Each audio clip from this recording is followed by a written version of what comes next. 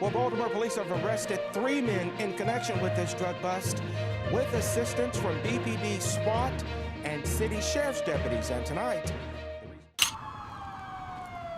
at exactly 7 a.m., under a gray Baltimore sky, federal agents from the DEA, FBI, ICE, and the United States Marshals Service entered the city's Central Police headquarters in a coordinated advance that immediately disrupted the routine flow of the building officers preparing for their morning shifts, stopped as commands echoed through the hallways and the atmosphere tightened.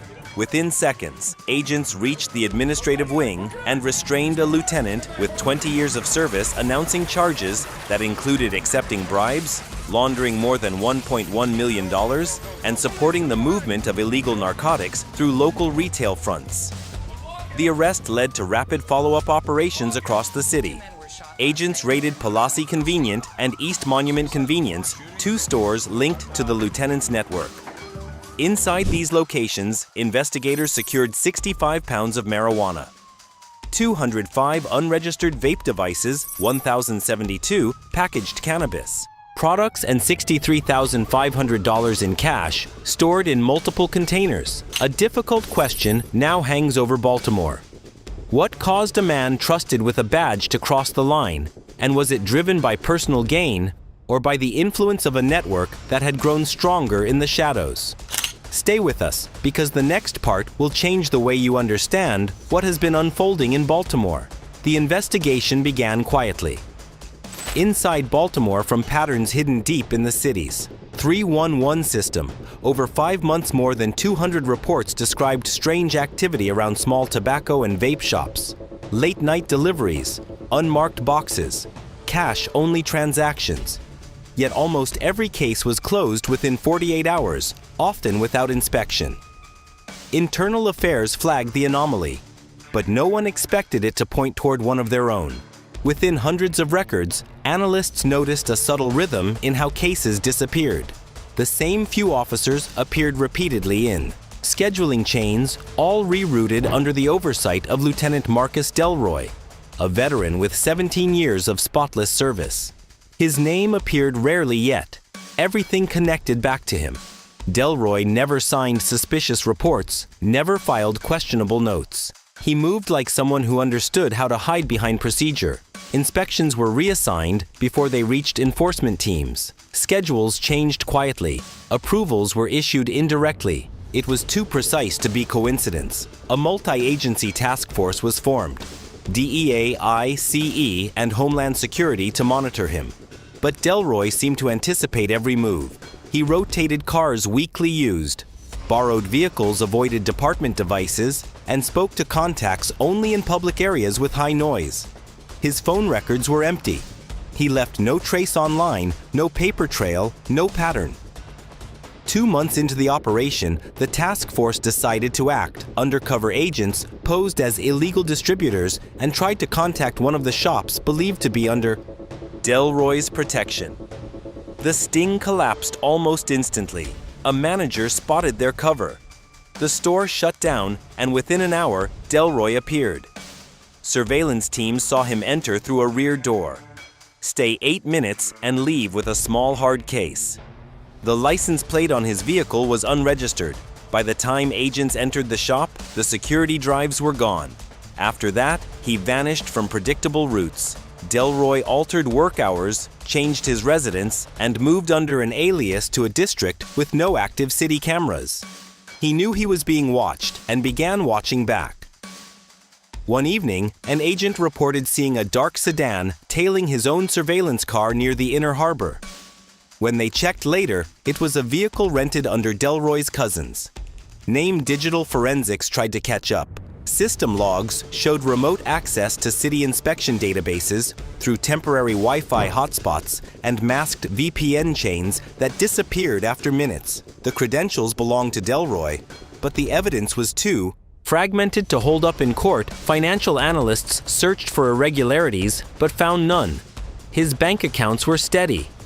Spending modest, no unexplained income, the shell companies believed to handle his laundering dissolved within days of being traced. Everything seemed one step ahead of discovery. Inside the task force, frustration turned to exhaustion. Weeks passed without progress. Agents described the feeling as chasing a ghost that understood the hunt better than they did. He erases us before we even find him.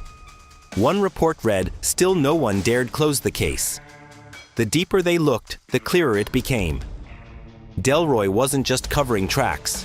He was rewriting the entire map. Then a small mistake broke the silence.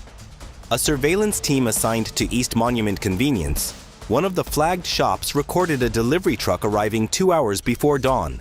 The driver used a fake state manifest stamped with a valid department clearance code. The code sequence belonged to Delroy's workstation logs. Showed a remote access session from his office at 11:43 p.m., less than an hour before the drop.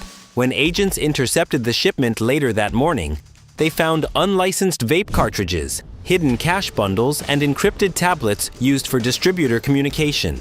It wasn't the proof they needed, but it was the first tangible thread tying Delroy's digital authority to a live narcotics route. The discovery reignited the team. After months of failure, they finally had something that could lead somewhere. But Delroy moved again. Taking sudden leave, clearing his calendar, disconnecting from known contacts, he was slipping out of view.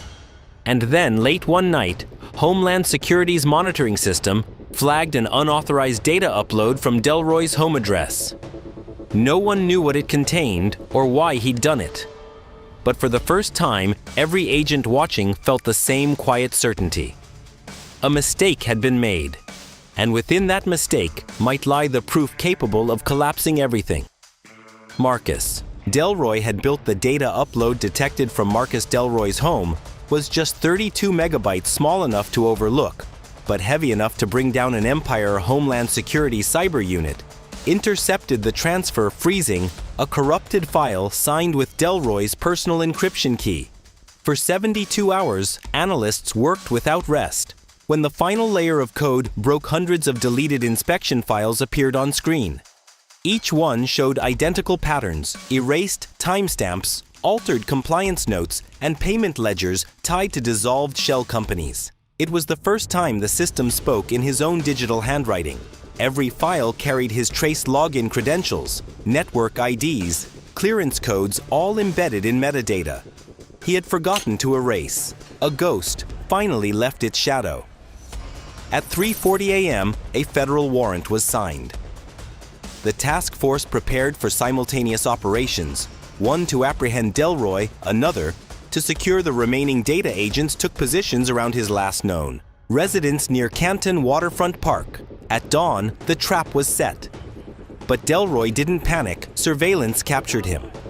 Leaving through a maintenance exit, calm and deliberate, carrying a black briefcase and a portable drive, he moved through the early morning crowd, blending among joggers heading toward the harbor. A plainclothes team followed from a distance, while a Coast Guard drone tracked his movement from above. At 6:17 a.m., Delroy boarded a small fishing boat registered under a false name. Agents coordinated silently over encrypted radios. Minutes later, the Coast Guard intercepted the vessel. 3 nautical miles offshore, Delroy stood by the railing, expression unreadable, and surrendered without resistance. He handed over his badge and department ID as though rehearsed for years. Inside his briefcase were 3 encrypted drives containing backup archives of inspection data and transaction records. Analysts later confirmed they mirrored the corrupted files seized from his home, evidence that he had tried to relocate the data before it was discovered. Together, the drives formed an unbroken trail connecting him to falsified inspections, corporate laundering, and over $1.4 million in unreported payments. When technicians decrypted fragments from one drive, the structure of his operation became clear. Delroy had built a 3-tier system. The first tier, local shop owners, handled street-level distribution disguised as vape and tobacco sales. The second tier, logistics contractors, coordinated shipments under state permits, forged through Delroy's clearance codes.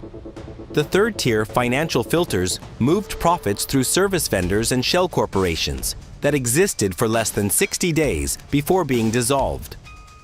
Each link was isolated, unaware of the others, bound only by one untraceable command source, Delroy himself. For years, he had maintained control using subtle manipulation. He approved inspection rotations that avoided key districts, redirected undercover units to irrelevant leads, and buried real enforcement requests under bureaucratic noise. Every report passed through him, yet none pointed to him. He was the architect not of violence, but of precision. Recovered surveillance footage sealed the case. A backup file from a deleted security server at East Monument Convenience revealed Delroy entering after hours, scanning shipments, and placing sealed envelopes into a cash drawer. The timestamp aligned with an earlier night when agents had lost contact during the failed sting. It was the missing frame investigators needed. When confronted with the evidence during questioning, Delroy remained silent. His attorney advised cooperation, but he simply asked, "How long have you been following me?" No confession followed, only a quiet nod when agents listed the charges. By noon, the story reached City Hall. The Baltimore Police Department released a brief statement, confirming the arrest of one of its own internal affairs, opened parallel reviews into all cases closed under Delroy's supervision, totaling 143 incidents. The mayor's office called the discovery a reckoning, while federal officials called it a warning. Behind the headlines, exhaustion filled the task force. 20 months of investigation. Countless setbacks and one small digital misstep had ended a scheme that thrived inside the very system meant to stop it. The success was bittersweet. "We didn't catch him," one agent said quietly. He caught himself when the lead investigator addressed the press that evening. Her words were deliberate. "Corruption hides in silence," she said. "And sometimes silence is what exposes it." Marcus Delroy's case became a turning point. It revealed how a single insider could bend entire departments, how digital oversight could be weaponized from within, and how the boundaries between justice and corruption were far thinner than anyone believed.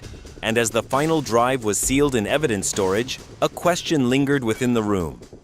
How many more like him were still out there, writing clean reports in invisible ink? The Delroy case closed with 21 federal charges filed, including bribery, obstruction, laundering, and conspiracy. Investigators seized 3 encrypted drives, over $1.4 million in assets and records, linking him to at least 6 illicit networks operating under legal business fronts. 12 other suspects were indicted, including 2 logistics contractors and a retired city inspector who admitted to falsifying reports for payment. But beyond the legal numbers, the case reshaped the city's conscience. It forced Baltimore to confront the uncomfortable truth that corruption can wear a badge, that silence can be more dangerous than crime itself. The police department initiated an internal reform, mandating audit trails for every digital access and creating a joint integrity bureau with federal oversight. For those who had pursued Delroy, the outcome was not triumph, it was closure. 18 months of shadows had ended, not with violence, but with truth. The collapse of one man's secret empire became a mirror for an entire institution. Justice, they realized, is not only the act of punishment, it is the courage to look within.